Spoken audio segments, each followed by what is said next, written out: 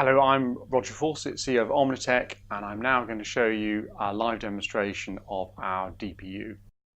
So you can see here, first of all, the VCU1525 card, which is a PCI Express card containing Xilinx VU9P FPGA and associated SD-RAM, and it has a PCI Express interface. And we're running this in a Linux PC.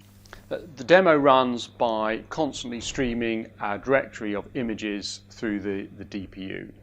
And you can see here a directory of JPEG images, and we pre-process these here to RAW format, so they're already pre-prepared in the right resolution, 224 by 224 RAW format. The starting point for the DPU processing is Python code, in this case, written within the TensorFlow framework.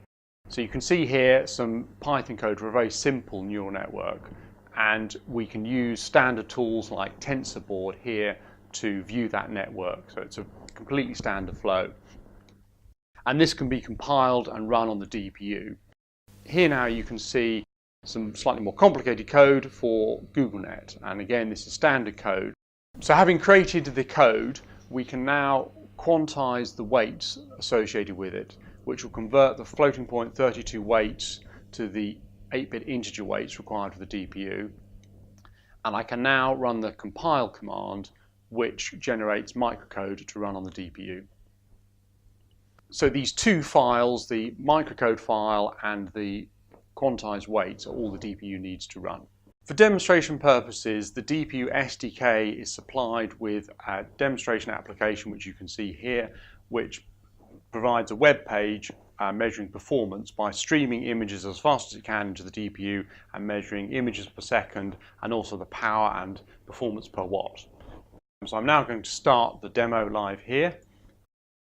And you can now see images streaming by here. This is obviously not at the full rate that it's running at. We're only showing a fraction of the images so you can see what's going on. And over on the right here, you can see first of all the measured performance. In this case, it's around 4,780-90 images per second. And this is running on the VU9P in a -2 speed grade at 720 megahertz. And then as a prediction of performance in a -3 part, which would run at 800 megahertz or possibly higher than that, we've got the run rate here, which is around 5,319 images per second.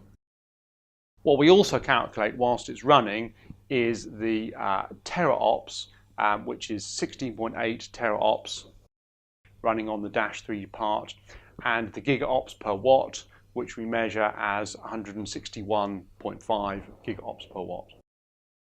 And you can see while it's running here, the results being calculated in the hardware for a few of the images running by using the standard GoogleNet algorithm.